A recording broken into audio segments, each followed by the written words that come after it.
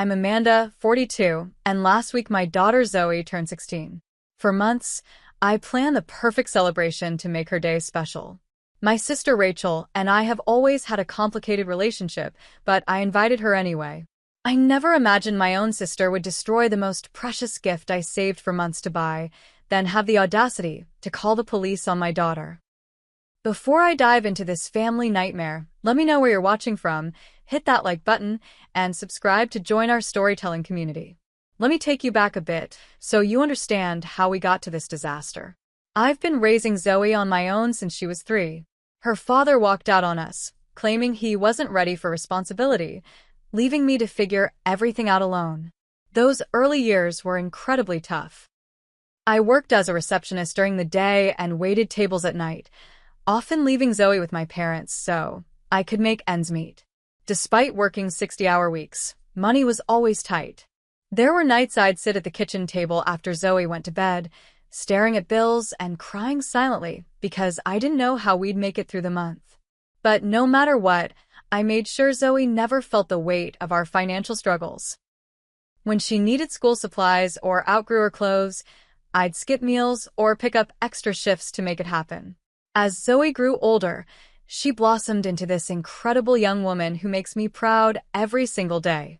She maintains straight as despite our circumstances, volunteers at the animal shelter on weekends, and has this infectiously positive attitude that brightens any room. She's never been the type to ask for expensive things, always understanding when I explained we couldn't afford certain luxuries. Then there's my sister Rachel. 2 years younger than me, Rachel took a completely different path in life. She married Thomas, a successful investment banker, and lives in a sprawling 5-bedroom house in the affluent part of town. They chose not to have children, which is completely fine, but Rachel seems to think this gives her the right to criticize my parenting at every turn. "Amanda, you really should be stricter with Zoe's screen time," she'd say during family gatherings, despite Zoe using her old hand-me-down laptop solely for homework. Or, if you enrolled her in private school like I suggested, she'd have better opportunities, completely ignoring that I simply couldn't afford it, and Zoe was thriving academically anyway. Our relationship has always been strained. Growing up, Rachel was the perfect daughter: ballet lessons, piano recitals, and impeccable grades. I was more athletic and laid back, which our parents appreciated, but didn't celebrate as vocally. This dynamic followed us into adulthood, with Rachel constantly competing with me, though I never signed up for any competition. When I became a single mother, Rachel's criticism intensified. She'd send me parenting books with passive-aggressive notes like, "Thought this might help with Zoe's behavioral issues," though Zoe had none. During family holidays, she'd undermine my authority by contradicting my rules for Zoe, offering her dessert after I said no, or suggesting later bedtimes when we visited. Despite all this, I always forgave Rachel because, well, she's my sister. My parents raised us to believe family is everything, so I made excuses for her behavior and kept inviting her into our lives. She means well, I tell myself, or she just doesn't understand our situation. In retrospect, I was enabling toxic behavior that would eventually explode in our faces. For years, Zoe had wanted an iPhone. All her friends had one, but she never complained when I explained we couldn't afford it. Instead, she started saving her allowance and birthday money. She picked up babysitting jobs around the neighborhood and even started a small dog walking business. Her determination was inspiring, but after 18 months of saving, she still only had about half the amount needed. As Zoe's 16th birthday approached, I decided to make her dream come true. I picked up extra weekend shifts at the restaurant and cut back on everything I possibly could: no coffee shop visits, no new clothes for me, meal prepping instead of the occasional takeout.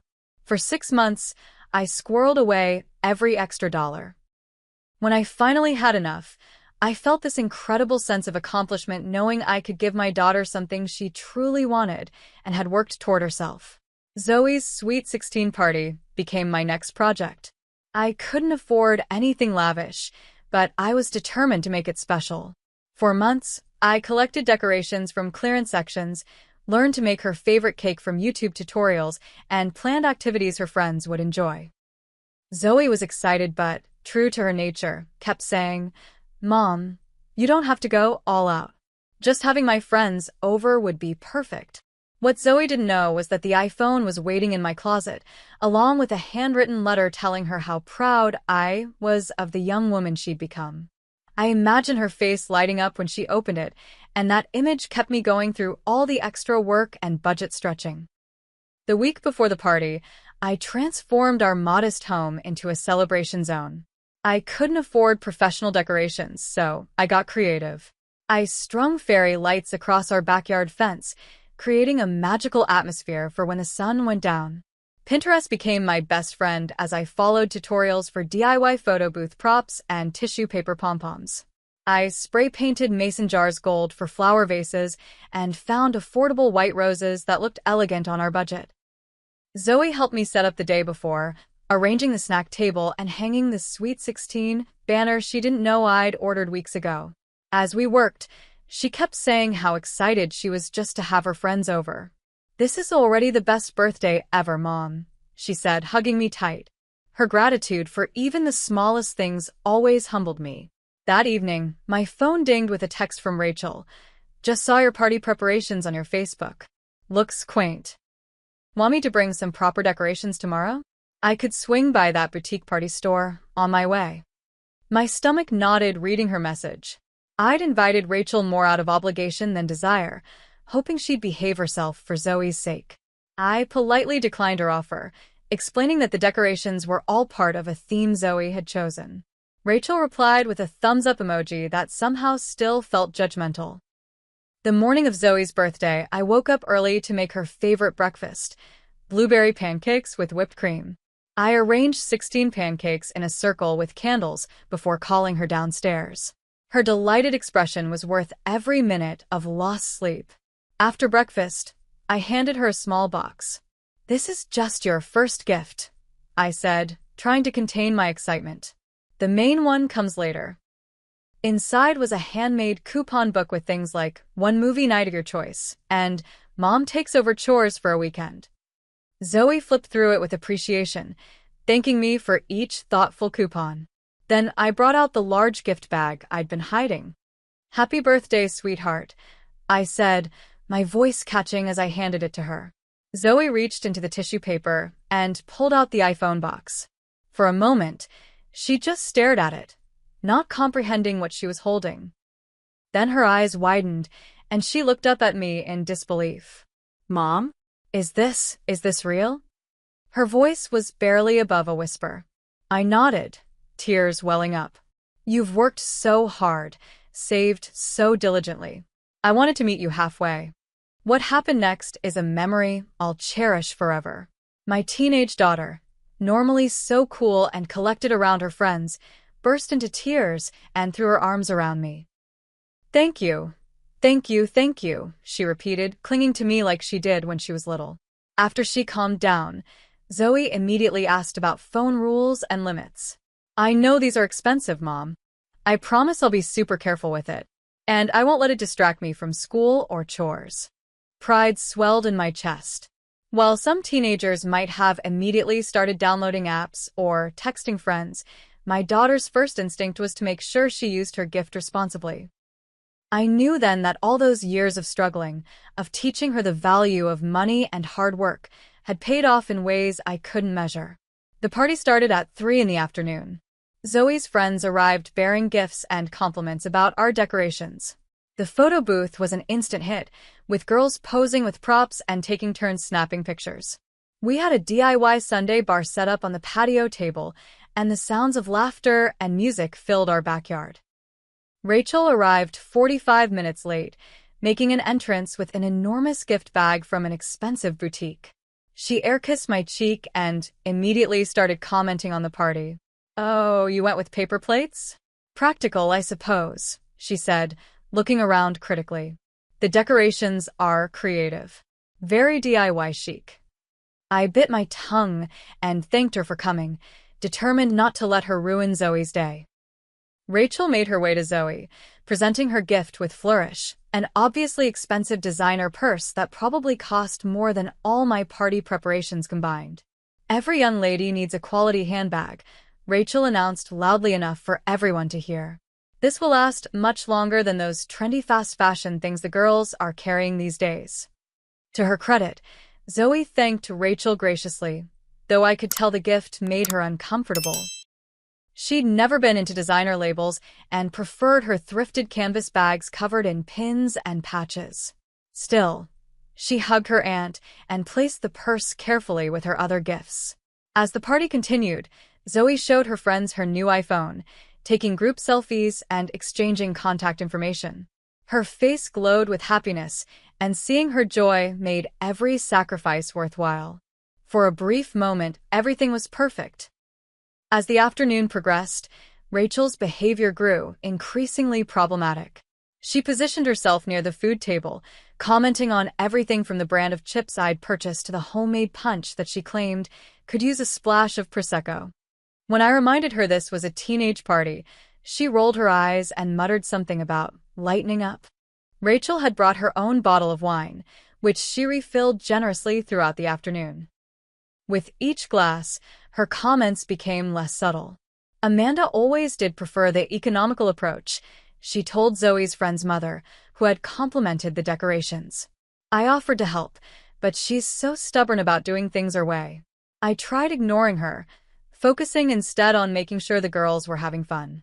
We played birthday games I'd researched online, a photo scavenger hunt, and a 16 Things About Zoe quiz that had everyone laughing. Rachel tried taking over the prize distribution, announcing winners loudly and suggesting the prizes I'd carefully selected weren't exciting enough. "Next year, tell Aunt Rachel to plan the party," she said to Zoe. "I could book that venue downtown with the private karaoke rooms. Much more appropriate for Sweet 16. Zoe, ever diplomatic, just smiled and said, "Mom did an amazing job. This is exactly what I wanted." I was serving cake when I noticed Zoe using her new iPhone to document the party. She moved around the yard, capturing candid moments of her friends enjoying themselves. When she approached a group near Rachel, her aunt immediately stiffened. "Are those expensive phones really appropriate for teenagers?" Rachel asked loudly. "When I was 16, I had to use the family landline and be grateful for it." Zoe pretended not to hear, snapping photos of her friends posing with their cake slices. She looked so happy, so in her element, that I silently thanked whatever cosmic force had given me such a level-headed daughter. As the evening wore on, Rachel's wine glass never seemed to empty. Her voice grew louder, her gestures more exaggerated.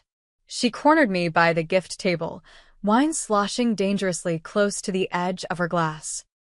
"You really outdid yourself with that phone, Amanda," she said, her tone dripping with condescension. "Trying to buy her affection? You know those things break all the time. She'll probably crack the screen within a week." "It's what she wanted," I replied quietly. "She's been saving for herself. I just helped her reach the goal." Rachel scoffed. "Always the martyr. Meanwhile, you could barely afford your rent last year. Remember when I had to loan you money for the security deposit?" Heat rushed to my face. Yes, Rachel had helped during a tough time after I lost my receptionist job, but she'd brought it up at every family gathering since, despite my repaying the loan within 6 months. The real trouble started during the gift opening. Zoe sat in a decorated chair, opening presents while her friends gathered around. She expressed genuine appreciation for each gift, whether it was a $10 necklace or a more expensive item. When she opened Rachel's designer purse again to show everyone, she thanked her aunt warmly. "It's beautiful, Aunt Rachel. Thank you so much." Rachel, now visibly tipsy, waved her hand dismissively. "It's nothing. Someone needs to show you quality items. God knows your mother can't afford to." An uncomfortable silence fell over the group. Zoe's smile faltered, and I felt my cheeks burning with humiliation and anger. Before I could respond, Zoe smoothly moved to the next gift, diffusing the tension with her natural grace. As the gift opening concluded, the girls dispersed to play music and take more photos. Zoe was walking past Rachel with a plate of leftover cake when Rachel suddenly stood up, bumping into her. The cake smeared across Rachel's cream-colored designer dress, leaving a streak of chocolate frosting down the front. "Oh my God," Rachel shrieked, jumping up. "This is a $400 Diane von Furstenberg. You clumsy girl. You did that on purpose." Zoe looked horrified. "I'm so sorry, Aunt Rachel. It was an accident, I swear. Let me help clean it. Don't touch me," Rachel snapped, loud enough that everyone turned to stare. "You've always been jealous of what I have, just like your mother." I stepped between them. "Rachel, that's enough. It was clearly an accident. Let's go inside and try to clean your dress." "Don't tell me what's enough, Amanda," Rachel hissed. "You've raised her to be just as irresponsible as you are." By now, the party had ground to an awkward halt. Zoe's friends stood frozen, unsure what to do. I saw tears welling in Zoe's eyes, her perfect day crumbling before her. "Zoe, why don't you and your friends put on some music in the backyard?" I suggested calmly, trying to salvage the situation. "I'll help Aunt Rachel." Zoe nodded gratefully and led her friends outside. I could see her wiping tears away as she walked, and my heart broke for her. Rachel stormed toward the bathroom, muttering about designer dry clean only and complete disrespect. Once the girls were outside, I approached Rachel in the hallway. "You need to calm down," I said firmly. "This is Zoe's day, and you're ruining it with your behavior." "My behavior?" Rachel's voice rose an octave. "Your daughter just destroyed my dress, and you're worried about her precious feelings?" "It was an accident, and you know it," I replied, struggling to keep my voice down. "If you can't be civil, maybe you should leave." Rachel narrowed her eyes. "Oh, I see how it is. Perfect mother Amanda doesn't want anyone pointing out that she's raising an entitled brat." I clenched my fists, fighting for control. "The party's almost over. Please, just let Zoe enjoy what's left of her birthday." Rachel huffed and pushed past me toward the kitchen. "I need to soak this stain before it sets." As she stormed off, I took a deep breath and returned to the backyard, putting on a smile for the girls who were awkwardly standing around the snack table. Zoe approached me, her eyes red-rimmed. "Mom, I'm so sorry about Aunt Rachel's dress. I really didn't mean to." I hugged her tightly. "I know, sweetheart. It was an accident. Don't let it ruin your day, okay?" She nodded against my shoulder, but I could feel her trembling slightly. My beautiful, strong girl was trying so hard to hold it together. I watched as she took a deep breath, plastered on a smile, and rejoined her friends. Inside, I could hear Rachel banging cabinets in the kitchen, presumably looking for stain remover. I hoped she would calm down and either rejoin the party appropriately or quietly leave. Unfortunately, that's not what happened at all. After about 15 minutes, I noticed Zoe wasn't in the backyard. Thinking she might have gone to check on Rachel and smooth things over, so like her to try to fix things, I headed inside. As I approached the kitchen, I heard raised voices. "I don't appreciate your attitude, young lady," Rachel was saying, her words slightly slurred. "I spent hundreds of dollars on a gift for you, and this is the thanks I get?" "Aunt Rachel, I already apologized for the accident," Zoe responded, her voice steady but strained. "I really am grateful for the purse." "Are you recording me?" Rachel suddenly demanded, her voice rising sharply. I quickened my pace, rounding the corner into the kitchen just as Rachel lunged toward Zoe, who was indeed holding her new iPhone up. "I just wanted to document my birthday," Zoe explained, backing away. "I'm not specifically recording you." "You're lying," Rachel shouted. "You're trying to make me look bad. Turn that off right now." Zoe lowered the phone slightly. "Aunt Rachel, you're scaring me. Maybe you should sit down for a minute." What happened next seemed to unfold in slow motion. Rachel's face contorted with rage as she lunged forward, snatching the iPhone from Zoe's hands. Before either of us could react, she slammed it against the edge of the granite countertop with all her strength. The sickening crack of glass and metal filled the kitchen. Not satisfied with the damage, Rachel threw the phone to the floor and stomped on it with her heel. The screen shattered completely, pieces of glass skittering across the tile floor. "There!" Rachel shouted triumphantly. "Now you won't be invading people's privacy anymore." Zoe stood frozen, her face a mask of shock and devastation. Tears welled in her eyes as she stared at the destroyed phone, the gift she had wanted for years, that she had saved for diligently, that I had sacrificed so much to provide. "Why would you do that?" she whispered, her voice breaking. I rushed to Zoe's side, my own shock giving way to white-hot fury. "Rachel, have you completely lost your mind?"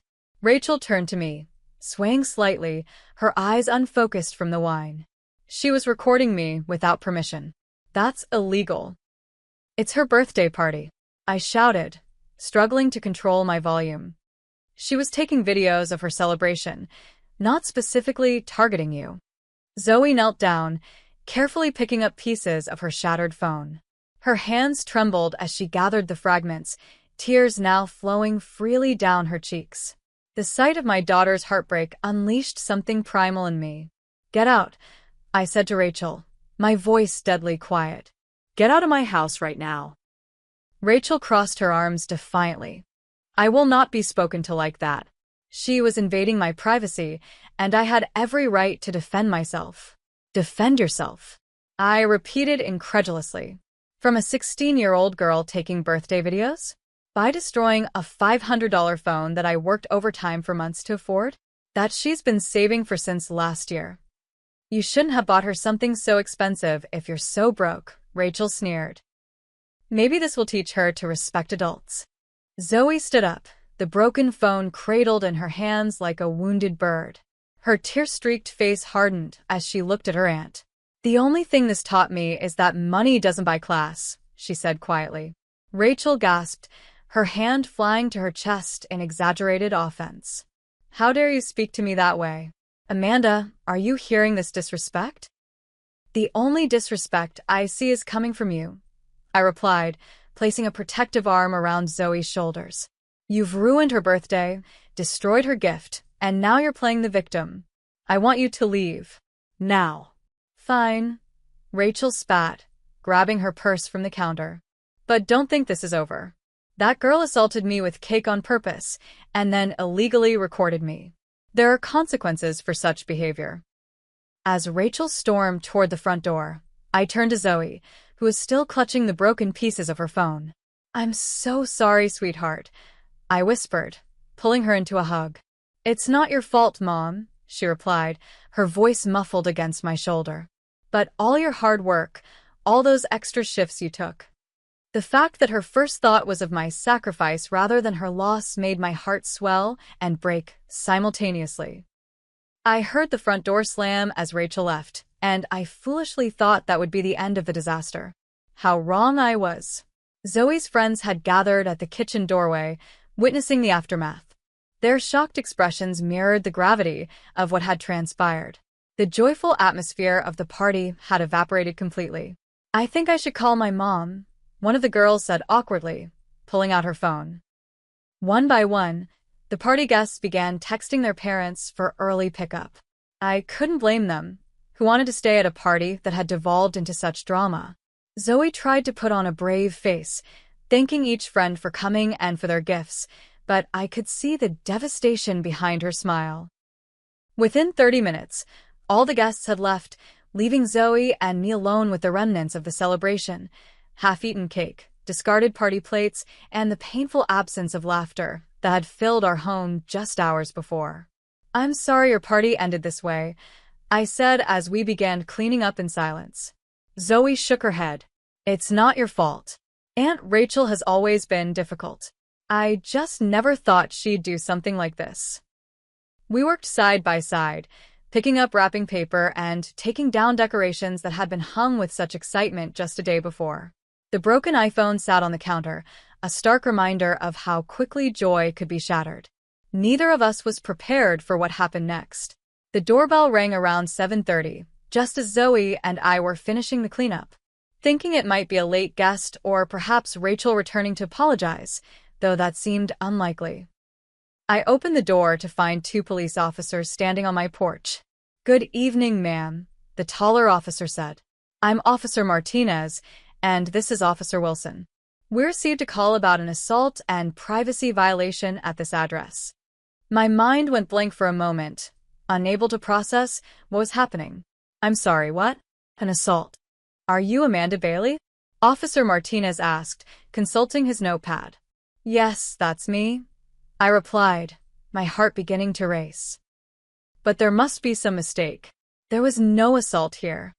We received a report from a Rachel Morgan claiming her niece assaulted her with food, causing damage to expensive clothing, and then proceeded to record her without consent when she was in distress, Officer Wilson explained. She also mentioned property damage in retaliation. The realization hit me like a truck. Rachel had actually called the police on her 16-year-old niece over an accidental cake spill and birthday videos. I felt lightheaded with disbelief. May we come in and speak with you about the incident? Officer Martinez asked. I stepped aside, allowing them into the living room just as Zoe emerged from the kitchen. Her eyes widened at the sight of the police officers, and I saw fear flash across her face. Mom? She questioned, her voice small. It's okay, Zoe, I assured her, though I was far from certain myself. These officers just need to ask us some questions about what happened with Aunt Rachel.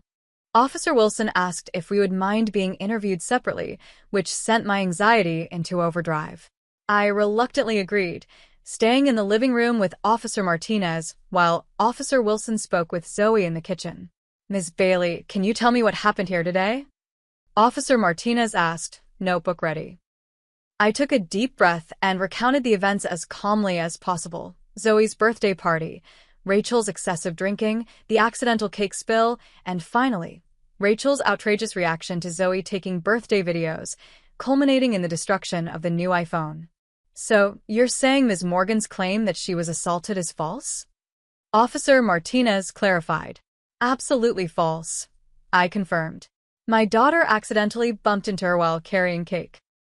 It was clearly unintentional, and Zoe immediately apologized. As for the recording issue, Zoe was taking videos throughout her party. She wasn't specifically targeting Rachel. Officer Martinez made notes, his expression giving nothing away. And the broken phone, that was done by Ms. Morgan, not by your daughter in retaliation for something? Yes, I said firmly. Rachel grabbed the phone from Zoe's hands, smashed it against my countertop, and then threw it on the floor and stepped on it. I witnessed this myself, as did several of Zoe's friends who were still here. In the kitchen, I could see Officer Wilson examining the broken iPhone while Zoe explained what had happened. Her shoulders were hunched, and even from a distance, I could tell she was fighting back tears again. Would you mind if we took a look at the damaged property? Officer Martinez asked. I nodded and led him to the kitchen, where Zoe was showing Officer Wilson the shattered remains of her birthday gift. The screen was completely destroyed, the frame bent, and several internal components were visible through the cracks. This was a brand new iPhone? Officer Wilson asked, looking at the damage. Yes, sir, Zoe replied quietly. I got it this morning for my birthday. Ms. Morgan claims you were using it to harass her, Officer Wilson continued. That you were shoving it in her face and recording her without permission after deliberately ruining her dress. Before Zoe could respond, a knock at the door interrupted us. Officer Martinez went to answer it, returning with Madison, one of Zoe's closest friends who had been at the party. I saw your police car outside, Madison explained breathlessly. My mom just dropped me off because I forgot my jacket, but then I saw. Are you guys okay? Is this about what Zoe's aunt did? Officer Wilson looked at Madison with interest. Were you present during the incident between Zoe and her aunt? Madison nodded vigorously. Yes, sir. I saw everything. And, actually, she pulled out her own phone, looking slightly embarrassed. I recorded some of it. When Zoe's aunt started yelling, I thought something bad might happen, so I started recording just in case. My heart leaped with hope as Madison pulled up a video and handed her phone to Officer Wilson. Both officers watched the footage, their expressions shifting from professional neutrality to something closer to concern. The video clearly showed Rachel following Zoe into the kitchen, confronting her aggressively, and then snatching the phone and destroying it. There was no evidence of Zoe shoving the phone in Rachel's face or harassing her in any way. This is quite different from the report we received, Officer Martinez said carefully, returning Madison's phone to her. She's been lying to you, I said, unable to keep the emotion from my voice. My sister destroyed a $500 phone that was given to my daughter today as a birthday present, and then she called the police and accused my daughter of assault to cover her tracks. Officer Wilson looked at the broken iPhone again, then at Zoe's tear-streaked face. His expression softened slightly. Miss, did you intentionally spill cake on your aunt's dress? He asked. No, sir, Zoe replied firmly. It was a complete accident. I bumped into her when she stood up suddenly. I immediately apologized and offered to help clean it. And were you recording her specifically to harass her? Zoe shook her head. I was taking videos of my whole birthday party. I have videos of all my friends, the cake cutting, opening presents. Aunt Rachel was just in the kitchen when I walked in with my phone still recording. The officers exchanged glances, and Officer Martinez stepped aside to make a phone call.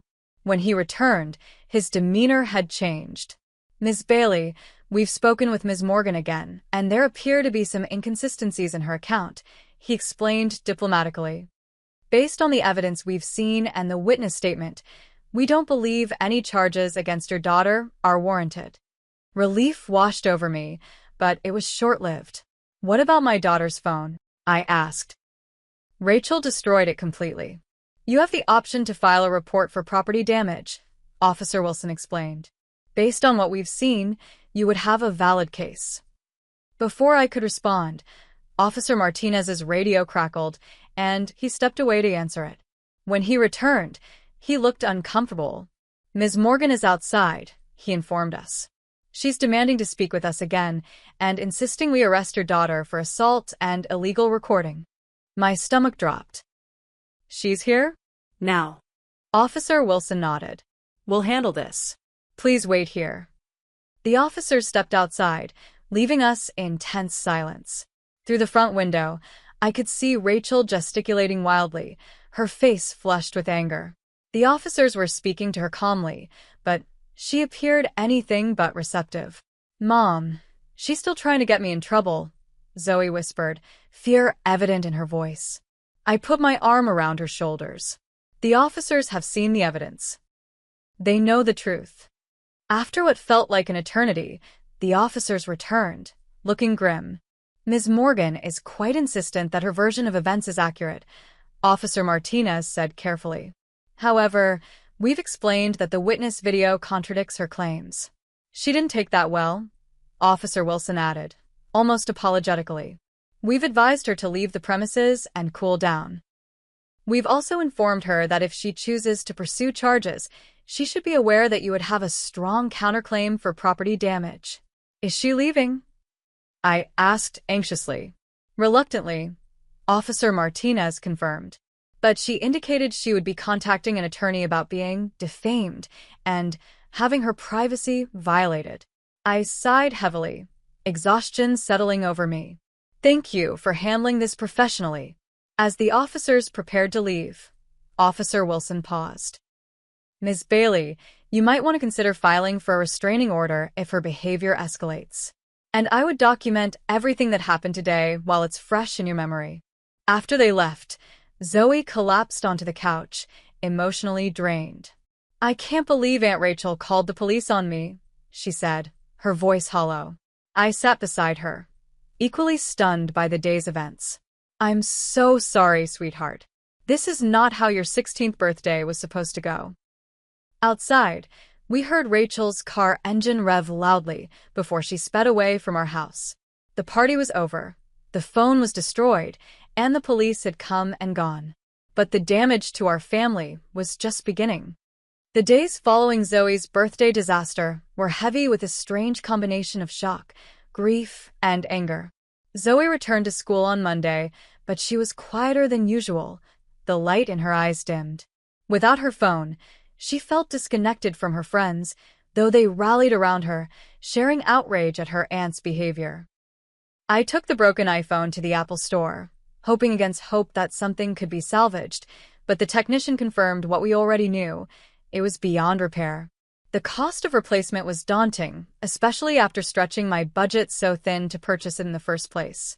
We can start saving again, I told Zoe that evening, trying to sound optimistic. Maybe in a few months. It's okay, Mom, she interrupted, offering a small smile that didn't reach her eyes. It's just a phone. I'm more upset about what Aunt Rachel did and said to you. Her selflessness in the face of disappointment made my heart ache. Here was my child, concerned about my feelings when she was the one who had her birthday ruined and her prized possession destroyed. The first call from my parents came Tuesday evening. Apparently, Rachel had given them her version of events, a dramatically altered tale where Zoe had deliberately ruined her dress, harassed her with the phone, and then I had encouraged a gang of teenagers to verbally abuse her until she defended herself. Amanda, we're very disappointed, my father said, his voice heavy with judgment. Family conflicts should be handled privately, not by calling the police on each other. I didn't call the police, Dad, I replied, struggling to keep my voice steady. Rachel did. After she destroyed Zoe's birthday gift. Rachel says the phone was already cracked when she touched it. My mother chimed in from the extension. She says Zoe was being very disrespectful, filming her without permission after ruining her designer dress. I took a deep breath, fighting the familiar urge to acquiesce just to keep peace in the family. That's not what happened. There are witnesses, Mom. One of Zoe's friends even showed the police a video of Rachel smashing the phone. A tense silence followed. Well, my father finally said, there are always two sides to every story. The implication that I was lying, or at least exaggerating, stung deeply. My parents had always subtly favored Rachel, but their unwillingness to acknowledge her clearly destructive behavior was a new low. I need to go, I said abruptly. Zoe has homework to finish. After hanging up, I sat at the kitchen table, feeling a strange mixture of anger and grief. The family dynamics I had endured for decades suddenly seemed unbearable when they affected my daughter. Wednesday brought a flood of text messages from extended family members. Aunt Patty thought I was cruel for humiliating Rachel at the party. Cousin Jeffrey suggested I should make Zoe apologize for her behavior. Uncle Steve warned that family rifts can last a lifetime and urged me to be the bigger person. It became clear that Rachel had been busy spinning her tale of victimhood to anyone who would listen. With each message, my resolve strengthened. I had spent years enabling Rachel's toxic behavior, making excuses for her rudeness, accepting her backhanded compliments, and allowing her to undermine my parenting. But seeing her target Zoe directly, destroying something precious to her, and then trying to get her in legal trouble, was my breaking point. When Rachel herself finally texted on Thursday, her message was breathtaking in its audacity. I hope you've calmed down and realized how out of line you and Zoe were. I'm willing to move past this if you both apologize appropriately. Also, I've enclosed a link to a fabric cleaning service bill for my dress, $75.50. I stared at my phone in disbelief, then showed the message to Zoe, who had been watching me with concern. She can't be serious, Zoe whispered, her eyes wide. Unfortunately, I think she is, I replied. Zoe was quiet for a moment, then said something that struck me to my core. Mom, I think Aunt Rachel has always been this way, and we've just been making excuses for her. I remember when I was 10, and she made me cry at Christmas by saying my homemade ornament was quaint but messy. You told me she didn't mean to hurt my feelings, but I think she did. Her insight was like a light bulb switching on in a dark room. How many times had I instructed Zoe to overlook Rachel's behavior? How often had I myself swallowed hurt feelings in the name of keeping the peace? And what had that taught my daughter about accepting mistreatment from family? You're right, I admitted, taking her hand. I've been making excuses for Aunt Rachel for years because that seemed easier than confronting the truth, that she often intentionally says and does hurtful things. I'm sorry I didn't protect you from that better. It's not your fault, Zoe assured me. You were trying to keep the family together. But at what cost? I wondered aloud. That night, I made a difficult decision. I drafted a message to Rachel. Rachel, I will not be apologizing, nor will Zoe. Your behavior at her birthday party was inexcusable. You drank too much, insulted both of us repeatedly, destroyed a $500 phone that was a special gift, and then called the police with false accusations against a 16-year-old girl. I will not be paying for your dress cleaning, as the stain was caused by an accident for which Zoe immediately apologized. For now, I think it's best if we take some space from each other. Please do not contact Zoe directly. I sent the message before I could second-guess myself, then blocked her number. It was the first time in my life I had set such a firm boundary with my sister, and while it felt frightening, it also brought an unexpected sense of relief. The fallout continued over the next few weeks. My parents called several more times, alternating between guilt trips, family should always come first, and attempts at mediation. Just apologize so we can all move forward. Each time, I gently but firmly explained that I was protecting Zoe from toxic behavior, and until Rachel could acknowledge the harm she had caused and make genuine amends, distance was necessary. Some family members took Rachel's side, sending passive-aggressive messages or unfriending me on social media. Others, like my cousin Megan, called to offer support. I've seen how Rachel treats you for years, Megan said during one call. It's about time someone stood up to her. Meanwhile, I picked up even more extra shifts, determined to replace Zoe's phone as quickly as possible. When Zoe realized what I was doing, she protested. "Mom, you're exhausting yourself," she said one night when I came home late from the restaurant, barely able to stand. "I don't need a new phone right away. I can wait." "But you've been saving for so long," I argued. "And your birthday was ruined." Zoe shook her head. "What I've learned from all this is way more valuable than any phone. I've learned that it's important to stand up for yourself, even against family. I've learned that you can't buy class or kindness. And I've learned that you're the strongest person I know." Her words brought tears to my eyes. Somehow, in the midst of this painful family fracture, my daughter was finding wisdom and growth. I hugged her tightly, amazed at the young woman she was becoming. What surprised me most during this difficult time was the response from our community. When Zoe's friends' parents heard what happened, they rallied around us. "Madison's mom dropped off a homemade lasagna one evening because you're working so hard." Jake's parents invited Zoe to join them for a weekend trip to the lake, to get her mind off things. Our neighbor, Mrs. Rodriguez, who had heard about the incident through the grapevine, showed up with her famous apple pie and a simple note. "Family isn't always blood. Sometimes it's who stands by you when things get tough." These small acts of kindness reinforce something I had always believed but sometimes forgotten. Family is defined by love and respect, not merely by DNA. As painful as it was to create distance from my sister and disappoint my parents, I knew I was finally modeling healthy boundaries for my daughter. 1 month after the birthday disaster, I was still working extra shifts and putting aside money for a replacement phone. Zoe had adjusted to life without a smartphone, using her old laptop to stay connected with friends and focusing more on in-person interactions. In some ways, she seemed lighter, less tied to the constant notifications and social media updates that occupied many of her peers. But the family fracture remained, a painful reality we were both learning to navigate one day at a time.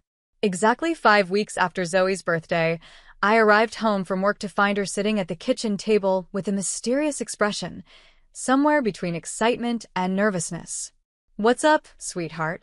I asked, setting down my purse. "Something came today," she replied, pushing a small package across the table. "It's from Great Aunt Judith." I looked at the package with surprise. My Aunt Judith, my father's sister, lived across the country in Oregon. We exchanged Christmas cards but rarely communicated otherwise. "Did you open it?" I asked. Zoe nodded, her eyes shining. "Mom, you should sit down." Confused, I took a seat and carefully opened the package. Inside was a brand new iPhone, the same model as the one Rachel had destroyed, along with a handwritten note. "Dear Amanda and Zoe, your cousin Megan told me what happened at the birthday party. I've always observed from a distance how Rachel treats you both, and I'm glad you're finally standing up for yourselves. Amanda, Your parents and sister may not appreciate the strong, independent woman you've become or the wonderful daughter you're raising, but I do. Zoe, this is a belated birthday gift from a great aunt who wishes she lived closer to see the remarkable young lady you are growing into. Sometimes the strongest family bonds aren't the ones we're born into, but the ones we choose to nurture. With love, Aunt Judith. Tears welled in my eyes as I read the note. I hadn't even known that Aunt Judith was aware of our situation, much less that she would respond with such extraordinary generosity. I called to thank her, Zoe said quietly. We talked for almost an hour. She told me stories about when you were my age. She said you were always the peacemaker in the family, always putting others first. She said it was about time you put yourself and your daughter first. I ran my fingers over the sleek phone box, overwhelmed by the unexpected support from a family member I barely knew. I don't even know what to say. There's something else, Zoe added. Great Aunt Judith invited us to visit her in Oregon this summer. She has a house on the coast, and she said we could stay as long as we want. The thought of escaping to the Oregon coast, away from the tension and drama that had consumed our lives, was incredibly appealing. We'll have to see if we can afford the airfare, I said, already mentally calculating costs. She's sending us plane tickets for my graduation present, Zoe replied with a grin. She said it's non-negotiable. That evening, Zoe set up her new phone while I prepared dinner, the kitchen filled with a lightness that had been missing for weeks. As we ate, we discussed the boundaries we had established and whether they were still serving us. I don't hate Aunt Rachel, Zoe said thoughtfully, twirling pasta around her fork. I'm angry about what she did, but mostly I feel sorry for her. She has all this money and stuff, but she doesn't seem happy. I nodded, impressed by her insight. That's very perceptive. Do you think we'll ever have a relationship with her again? Zoe asked. I considered the question carefully. I think it would be possible, but only with real change on her part. Not just an apology, but a genuine recognition of her behavior and a commitment to treating us with respect. What about Grandma and Grandpa? They keep texting me asking when we're coming for Sunday dinner again. This was trickier territory. My parents weren't malicious like Rachel, but they had enabled her behavior for decades and were continuing to pressure us to move past it without addressing the real issues. I think we can see them, I said slowly, but with clear boundaries. We won't discuss Rachel unless they're willing to hear our perspective without dismissing it. And we'll leave if they start pressuring us to reconcile without proper amends. Zoe seemed satisfied with this approach. So we're not cutting them off completely, just protecting ourselves better? Exactly, I confirmed. We're redefining our relationships on healthier terms. The next morning, I woke to the buzzing of my phone. A text from Rachel. She must have gotten a new number since I had blocked her previous one. I've been doing some thinking. Maybe I overreacted at the party. Things got out of hand. If you're willing to talk, I could come by sometime. I stared at the message, noting what it lacked: a direct apology, any mention of destroying Zoe's phone, or acknowledgement of calling the police with false accusations. It was a classic non-apology, designed to sound conciliatory, while accepting no real responsibility. I showed the message to Zoe over breakfast, asking for her input. That's not really an apology, she observed immediately. She's not even admitting what she did wrong. How would you feel about me responding? I asked. Zoe thought for a moment. I think you should, but don't let her off the hook. We deserve a real apology. With Zoe's blessing, I crafted a response. Rachel, I appreciate you reaching out. You didn't overreact. You deliberately destroyed Zoe's birthday gift and then called the police with false accusations against her. Before we can consider meeting in person, I need to know that you understand the seriousness of your actions and are genuinely sorry, not just looking to smooth things over. Zoe and I are both open to healing this relationship, but only with honesty and respect on all sides. I sent the message, feeling stronger and clearer than I had in any previous interaction with my sister. Whatever came next, I knew Zoe and I were facing it together, with healthy boundaries and a deeper understanding of what family should truly mean. 2 weeks later, We held a small redo birthday celebration for Zoe, just a few close friends, homemade pizza, and a movie marathon. There were no elaborate decorations or expensive gifts, just genuine connection and laughter.